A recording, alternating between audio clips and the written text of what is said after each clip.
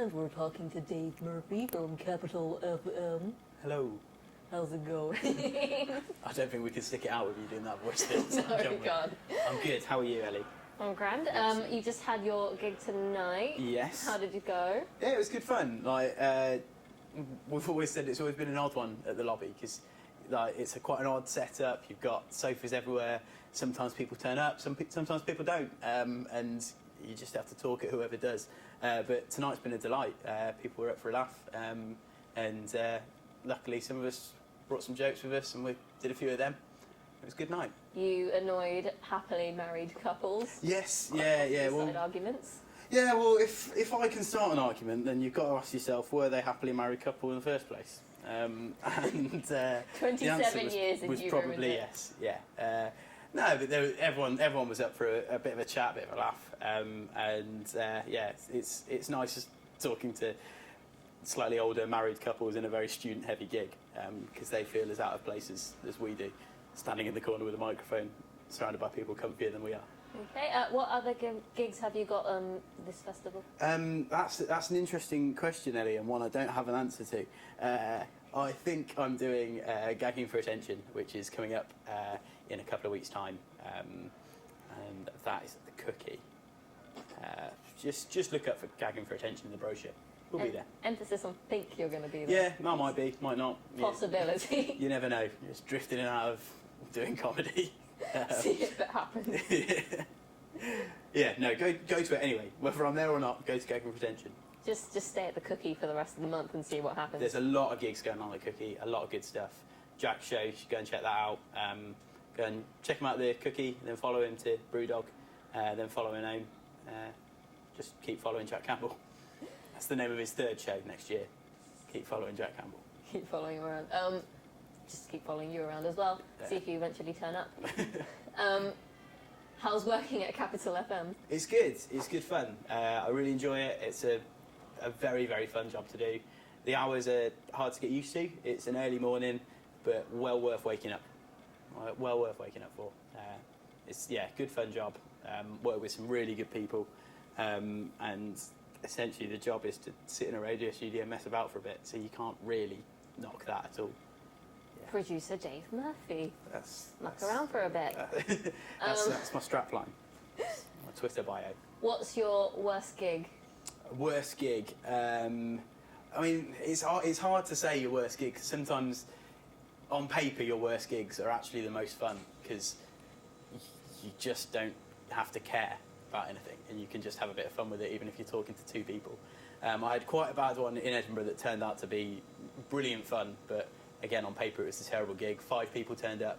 It was a two-hander I was doing with a mate called Sean, and 5 people, none of them knew each other, but they acted like they were on the world's most poorly attended hen party, and essentially 10 minutes in they were demanding Sean takes all his clothes off, and it felt like a hostage situation, but a fun hostage situation. But you never know what you're going to get in the comedy industry at all. I know when Jack and I were gigging years and years back, it was in my second year of uni, we were gigging a fair bit, like going up and down the country. We did a gig in Middlesbrough, so again, like an 8-hour round trip. 5 people there, it was a competition.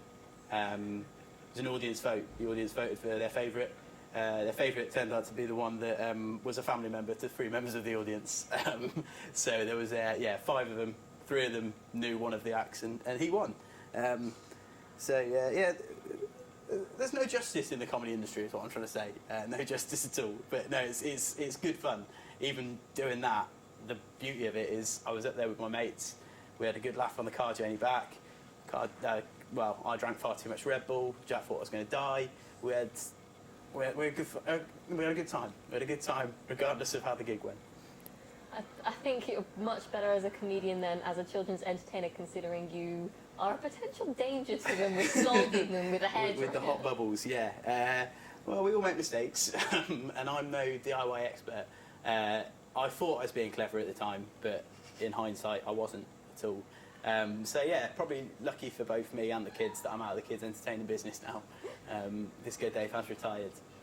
Didn't you once call up your boss while on the radio for when you were a kids entertainer and prank him?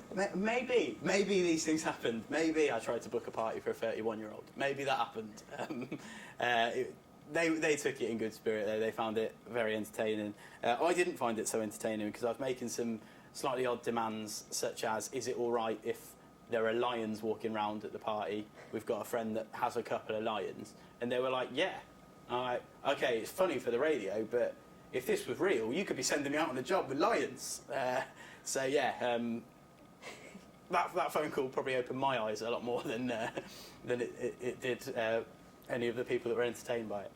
How long did it take your boss to realise it was a prank call? Until I rang them back afterwards and said it was a prank call. So they didn't realise at all. They thought they'd taken a booking for a maniac who liked lions and wanted a birthday party for his 31-year-old kid. Okay. Who will you personally be going to watch during this month? I sort of haven't really done enough checking out the brochure, but it's one of those things like when you go to Edinburgh, one of the most fun things to do is just go around all the free ones, find some new talent, take a bit of a punt on someone. Sometimes you might go to one that you don't particularly enjoy, it might not be your cup of tea, but sometimes you'll find a real gem. And so I think I'd rather just do that, just flip through the brochure. If I've got a free evening, have a little look, see if there's something that looks like it might take my fancy and go down to that. That's the beauty of having a comedy festival on your doorstep. You can just leave the house, go to a gig, and if you don't enjoy it, it's no skin off your back. You can just go home. But if you do enjoy it, you may have found someone that you might want to follow to other gigs and check out their stuff on YouTube and stuff. So yeah, I think I'll just be playing it by ear. All right, thank you, Dave. You're welcome.